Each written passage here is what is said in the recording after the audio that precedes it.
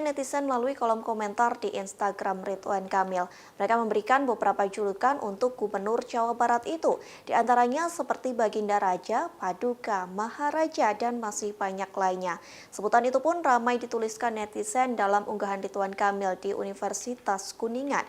Pria yang akrab disapa Kang Emil itu merespon julukan yang diberikan oleh warganet. Respon tersebut disampaikan saat dirinya melakukan pengecekan di Masjid Raya Al-Jabar pada Senin 20 Maret silam. Ia mengatakan tak ambil pusing terkait komentar netizen. Sebaliknya, Kang Emil menegaskan alasan dirinya mempersoalkan saat dipanggil maneh.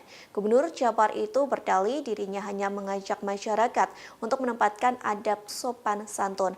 Pihaknya mengatakan tak meminta sesuatu yang berlebihan sehingga dirinya tak mengambil pusing soal julukan yang diciptakan oleh netizen. Diketahui kasus ini ramai saat guru bernama Muhammad Sabil Fadila menyampaikan kritik untuk Ridwan Kamil. Selesai kritikan tersebut, Sabil justru dipecat dari sekolah tempatnya mengajar. Terima kasih.